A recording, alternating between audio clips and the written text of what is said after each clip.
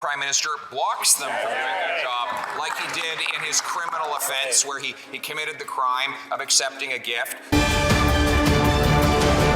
Prime Minister and his Arrive scam are not worth the cost or the corruption.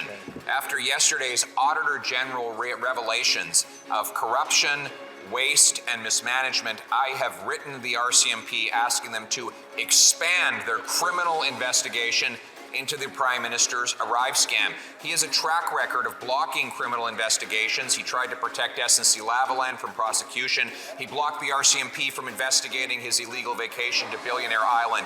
Will he stay out of the way, or will he again try to block the RCMP's criminal investigation into Arrive scam? The Right Honourable Prime Minister.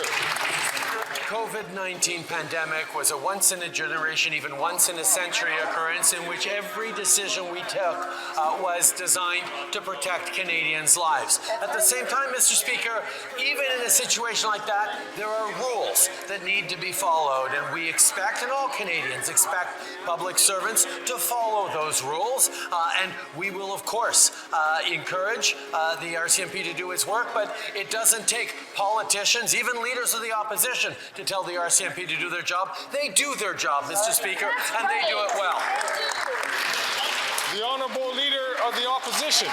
They do their job unless the Prime Minister blocks them from doing their job, like he did in his criminal offense where he committed the crime of accepting a gift from someone who was seeking a government contract from him. He blocked the RCMP from investigating him. And COVID-19 is something he saw as a once-in-a-generation opportunity to fill the pockets of his friends, whether it was the WE scandal, in which his family received $500,000, or whether it was Frank Baylis, or now the Arrive scam. Will he stay out of the way and let the police investigate him and his corrupt government in Arrive scam? The Right Honourable Prime Minister.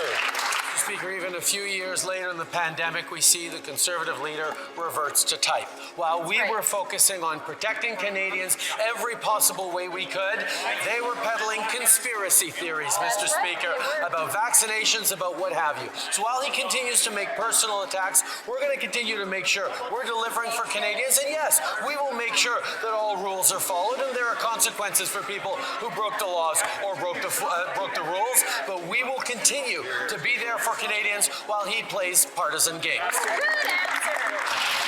The Honourable Leader of the Opposition. Proof that he's not worth the cost or the corruption. He's now calling the Auditor General a conspiracy theorist, now that she's revealed that his Arrive scam went from $80,000 to at least $60 million and counting, that two insiders got $20 million working from their home basement from this Prime Minister, that top Liberal government officials accepted high-end whiskeys and dinners in exchange for contracts that they let the contractors write for themselves. So once again, will he stay out of the way and let the police investigate his government, or will he try to block it again? The Right Honourable Prime Minister.